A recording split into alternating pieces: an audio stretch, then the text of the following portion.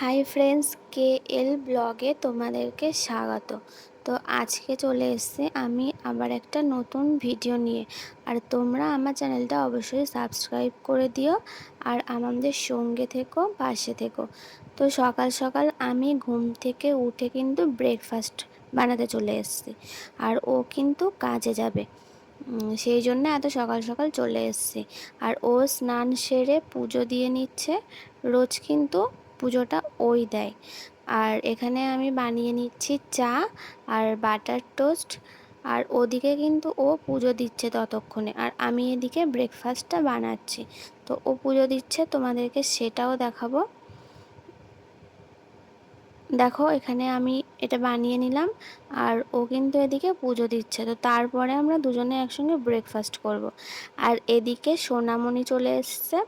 ও ওর কাজগুলো মোটামুটি গুছিয়েই নিয়েছে। আর আমাদের কাপটা পাল্টাপাল্টি হয়ে গিয়েছিল, তো ও সেটা আবার ঠিক করে নিল।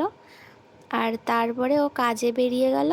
আর আমি কিন্তু স্নান করে মাথা আঁচড়িয়ে কিন্তু রান্না বান্না সমস্ত কিছু করতে যাব। তো আমি আমার স্নান করে সাজ বলতে কিন্তু আমি এটুকুই করি। তো মাথাটা আঁচড়ে নিই আর একটু সিঁদুর পরি। আর এই সিঁদুর পরাটা কিন্তু তোমরা গতকালও দেখেছিলে আমার ভিডিওতে। যারা যারা আমার ভিডিও দেখেছো তারা কিন্তু এই বিষয়টার সঙ্গে পরিচিত হয়ে গিয়েছো। তারপরে আমি সবজি কাটতে চলে এসেছি। তো আমরা এই আলুটা আমি সিদ্ধ দিচ্ছি। আমরা দুজনে রোজই আলু সেদ্ধ খাই।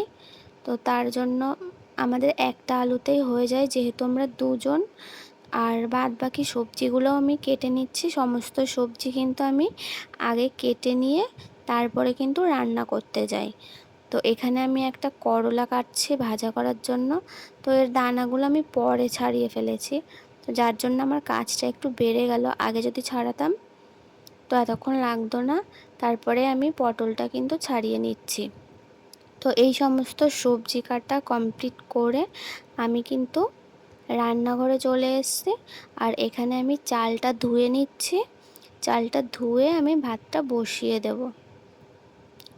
আর আমি রান্নার জন্য যে জলটা ইউজ করি সেটা এখানকার জল নয়, সেটা সোনামণি আমাকে ওদিক থেকে এনে দেয়। আমি এই পাইপের জলটা ইউজ করি না। তো এর ভিতরে আমি আলুটা সিদ্ধ দিয়ে দেবো। তো তার জন্য আমি সবজিটা ভালো করে ধুতে গেলাম।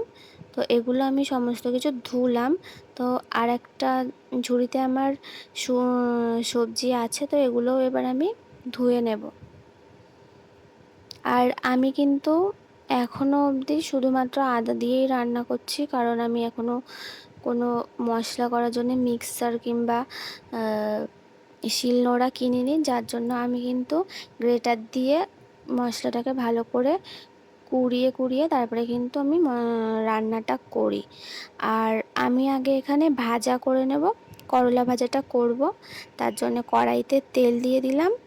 আর এদিকে আমি সোয়াবিনটা ভিজিয়ে নেব, কারণ আজকে আমি সোয়াবিনের তরকারিটা রান্না করব। তো ও হচ্ছে ক্যাপসিকাম সোয়াবিন আলু দিয়ে তরকারি খেতে খুব ভালোবাসে। সোয়াবিন আসলে ক্যাপসিকামটা সোয়াবিনের মধ্যে ও খুব ভালো খায়। তো আমি সেটাই করে নিচ্ছি এখানে। আর ওদিকে আমি করলাটা ভাজা করছি শুধুমাত্র লবণ আর এই হলুদটা দিয়ে। তো এরকমভাবেই সবাই খায়, আমরাও এরকমই খাই। তো দেখো তোমরা, তো এটা কমপ্লিট করলাম। দুবার করে চা খেতে লজ্জা করে না? না, চা যতবার খুশি খাওয়া যায়। আর এই যে গামছাটা এখানে কেন? তুমি গুছিয়ে রাখবে বলে। আর আজকে কিন্তু আমি এগুলো রান্না করেছি: পটল ভাজা, করলা ভাজা, আলু ভাতে, ডাল আর সোয়াবিন। আর এখানে পাঁপড় ভাজা আছে।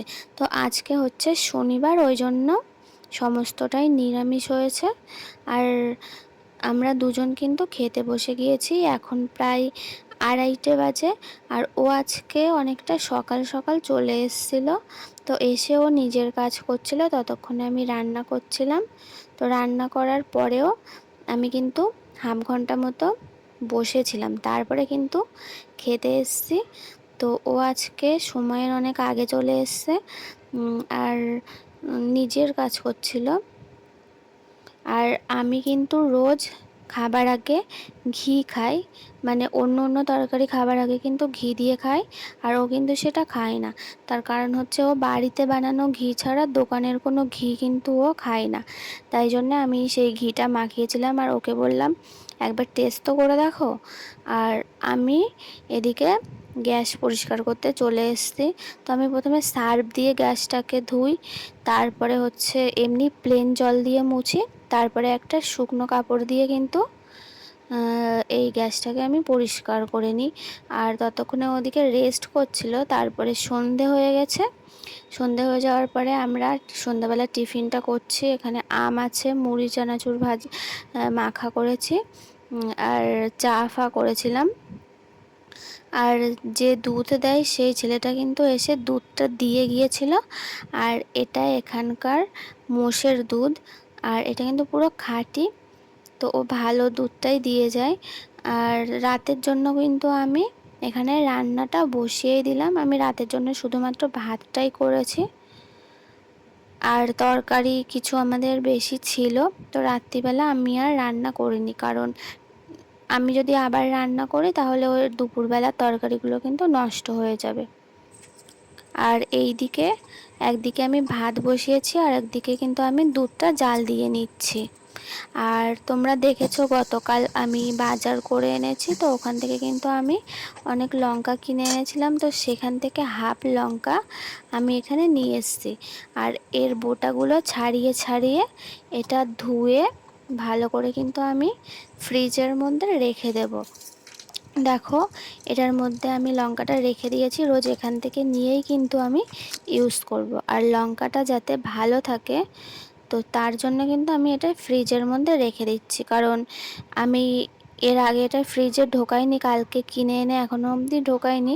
তো অনেকগুলো লঙ্কাই দেখলাম নষ্ট হয়ে গেছে। আর আমি লঙ্কাটা ফ্রিজে রেখেই ইউজ করি।